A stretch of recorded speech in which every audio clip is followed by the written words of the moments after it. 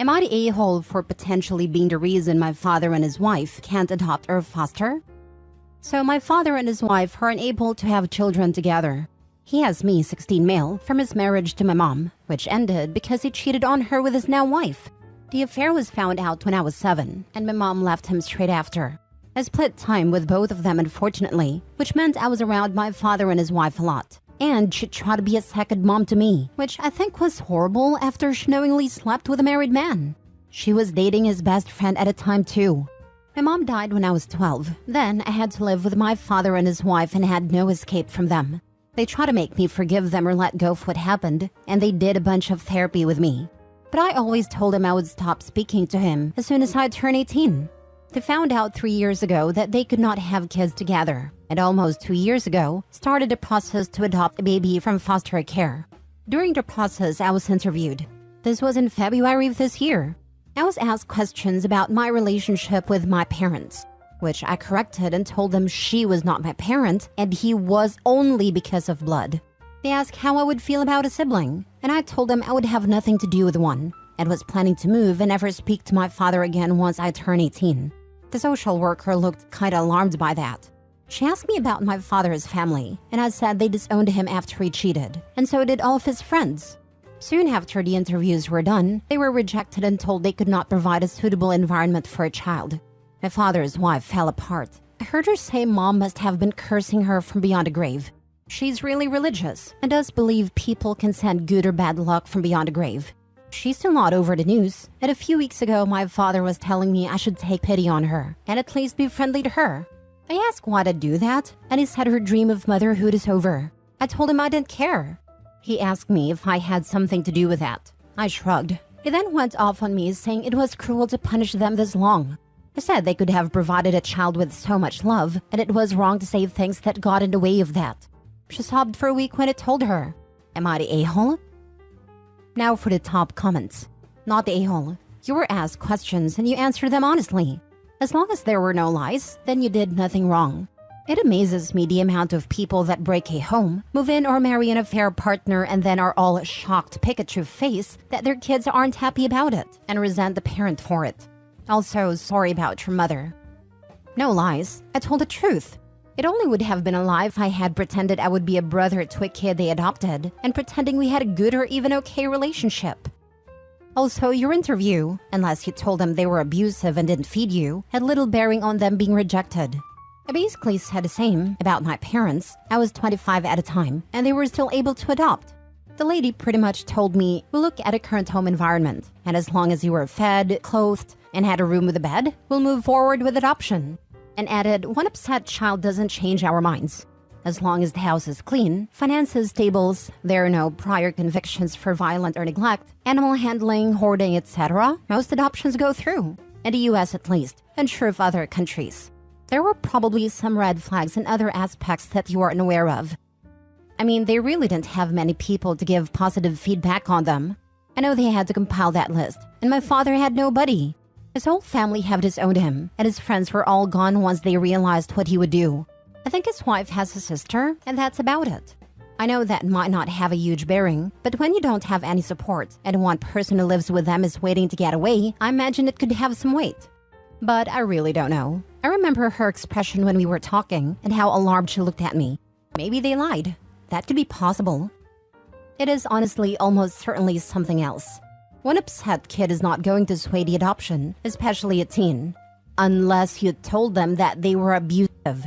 They need adoptive parents, so they will heavily overlook an angsty teenager in the house. Adoption agencies look at a lot of things, and it has to be a heck of a red flag to stop one and deny a suitable couple. Okay, that's interesting. I thought all that might have been factored in, not just me but the lack of support. Thanks for the insight.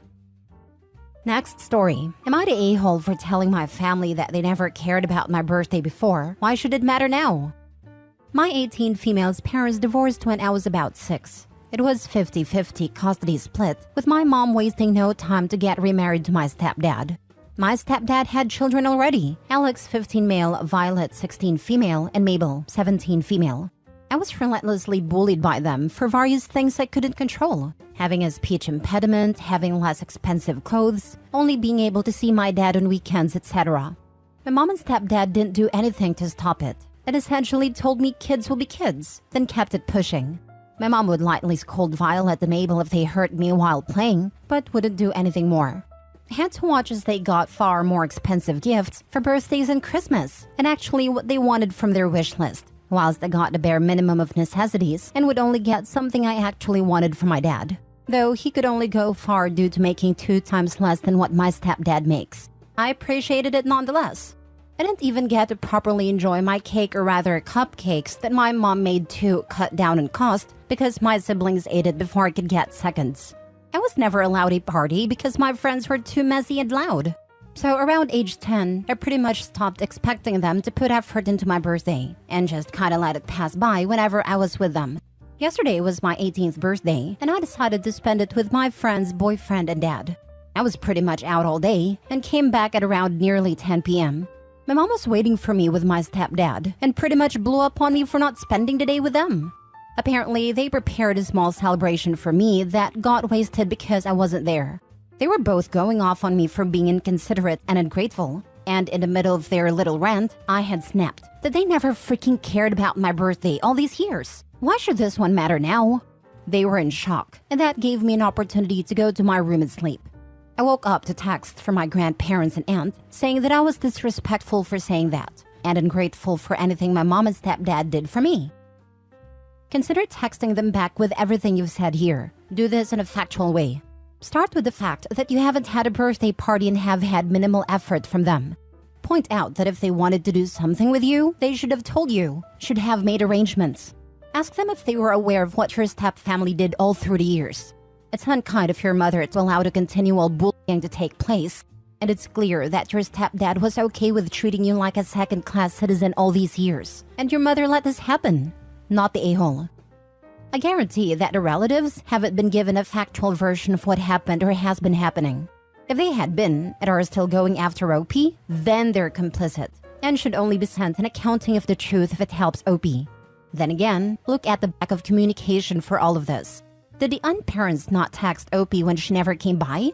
Even if this was meant to be a surprise party, why didn't they ensure that OP would be at their house at a specific time or involve OP's friends?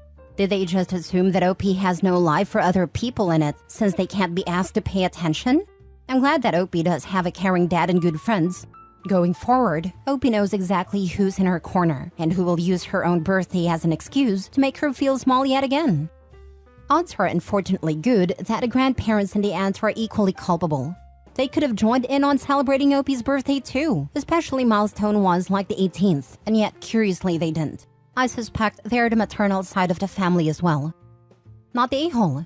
If your stepdad and mother did not take an effort to do anything celebratory the previous few years prior to your 18th, you do not genuinely have any reason to be there for your 18th. Your expectations were low due to the standards set by them. You were not to blame. You took the effort to spend time with people who cared for you. Your stepdad and mother have only themselves to blame. Maybe your words had an effect on your mother of how impactful these things were to you, but too little too late. Were your relatives aware of the bias? If they were, it's a shame that they are blaming you now. Hope your mother realizes how bad she messed up. Call me the pessimist from a really messed up family, but I'd bet that mom and stepdad didn't even have a little party put together at all. They're just saying they had to try to guilt OP and play the victim. Next story. Am I the a-hole for not allowing my neighbor's kids to play in my backyard after an incident? I, 35 male, have a spacious, well-maintained backyard that my family and I enjoy. Our neighbors, Mark, 37 male, and Jane, 34 female, have 3 children, and they used to be friendly with my family. However, our relationship took a hit due to an incident. One day, their kids were playing in our yard without permission. They accidentally broke a cherished garden gnome, and my flower bed was trampled. I politely discussed the issue with Mark and Jane, explaining that while we don't mind their kids playing in our yard occasionally, they should ask for permission and be careful. Instead of apologizing, Mark and Jane became defensive, saying kids will be kids and they shouldn't have to ask for permission every time.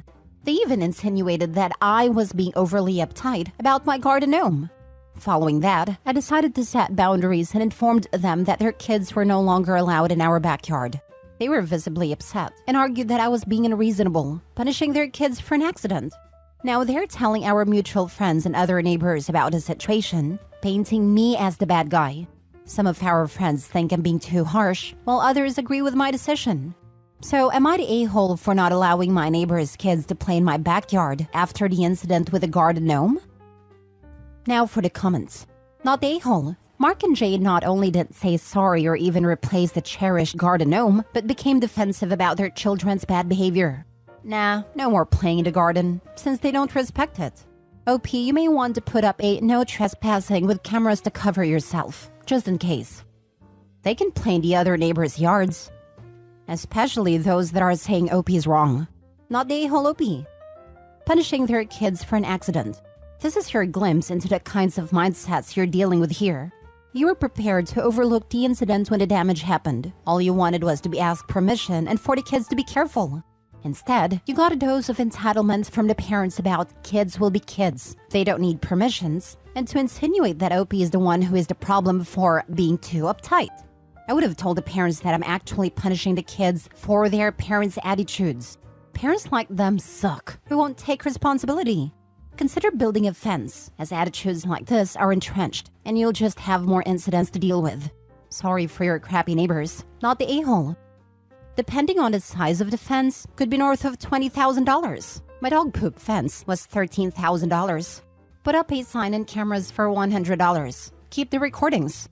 You could also install a remote-controlled horn device. Old neighbor did that to my dogs. If they ever barked, he would lay on a horn for 30 seconds.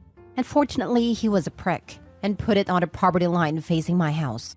He was an a-hole, but it made me scared to go outside.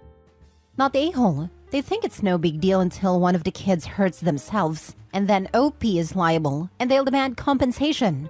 OP, put up signs and cameras. Your property is your property. They don't have rights to it. Also, how hard is it to text you, can the kids use the backyard? Also, please get pictures of the damage, and let anyone who asks why their little terrors aren't allowed back there without supervision. All of this, always think of liability.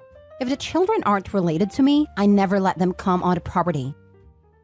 Last story. Am I the a-hole for replacing any property of mine that my wife lends out or gives away from our travel savings? I love my wife very much, and we are from two different cultures. In hers, if a person needs something that you have, you give it to them. In mine, if you need something, you get a job, get paid, and buy what you need. Well, I earn most of our income. My wife runs a day home, takes care of our kids and the house. We take our money and pay our bills, put some away for emergencies, our retirement, kids' education, etc. We also keep an account for traveling to visit her family or paying for her mom and dad to visit us. My wife has given away a bunch of my stuff because her family needed it. She gave my trekking backpack to one of her cousins because he needed a backpack. She could have bought him a $30 Costco backpack instead of giving away my $400 backpack, which it promptly got stolen. The last straw was my laptop. I was away for the weekend at a friend's wedding that she did not want to attend. Her auntie was visiting and said that my wife's brother needed a computer for schoolwork. Since all I ever did was play games on it, she gave it to her brother for university.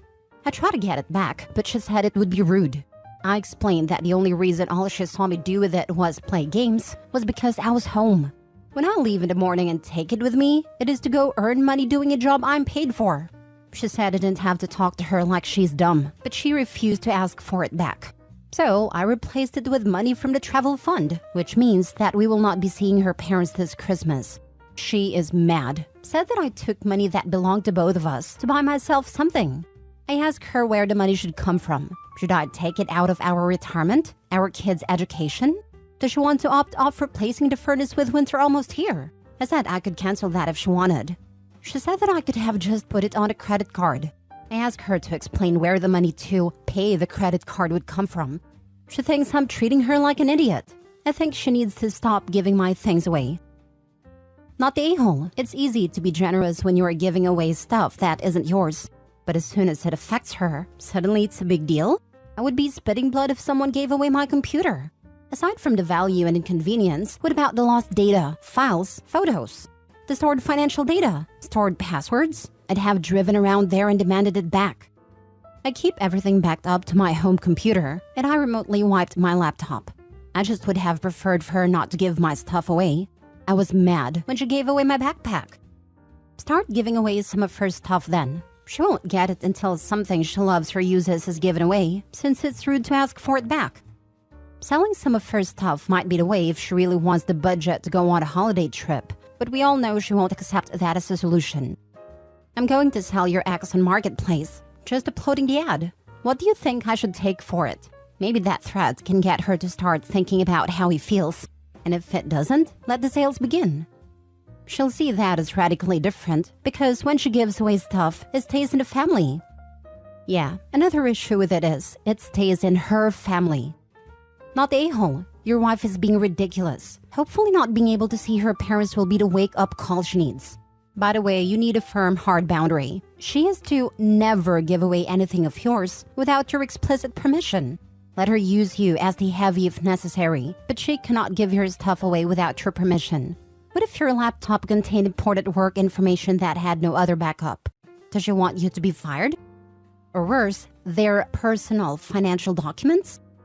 Or worst, a save game.